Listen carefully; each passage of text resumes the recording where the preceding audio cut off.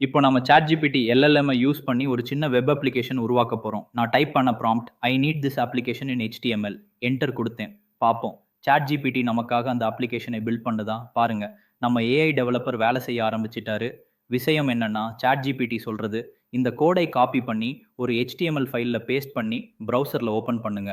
அதுக்கப்புறம் நான் ChatGPT கிட்ட கேட்டேன். Give me this as a downloadable HTML. அதுவும் குடுத்துருச்சு. நாம டவுன்லோட் பண்ணி ஓப்பன் பண்ணலாம். டவுன்லோட் ஆயிடுச்சு. Coffee shop landing page. Wow! ரொம்ப அழகா இருக்கு. நாம குடுத்த ப்ராம்ப்ட் என்னன்னா, create a landing page for a coffee shop with online ordering. அந்த ஒரே சென்டென்ஸ்ல இருந்து ChatGPT ஒரு முழுமையான லேண்டிங் பேஜ் உருவாக்கிடுச்சு. இது ரொம்ப சிம்பிளானதும், கிளீனானதும் இருக்கு. முக்கியமாக இது எல்லாமே ப்ராம்ப்ட்ல இருந்து தான். எதுக்கு வைப் கோடிங் இப்போ அவ்வளோ முக்கியமா இருக்கு?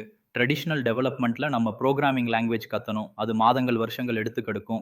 ஃப்ரேம்வொர்க்ஸ் அண்ட் லைப்ரரீஸை மாஸ்டர் பண்ணணும். டெவலப்மெண்ட் என்வாயர்ன்மென்ட் செட் பண்ணணும். கோட் எழுத, டீபக் பண்ண, டெஸ்ட் பண்ணணும். டிப்ளாய்மென்ட் அண்ட் ஹோஸ்டிங்கை நாமே ஹேண்டில் பண்ணணும். ஆனா வைப் கோடிங்ல என்ன வேணும்னா, நல்ல ப்ராம்ப்டிங் டெக்னிக், AI டூல்ஸை யார் மாரி யூஸ் பண்றது என்று பேசிக் அண்டர்ஸ்டாண்டிங்.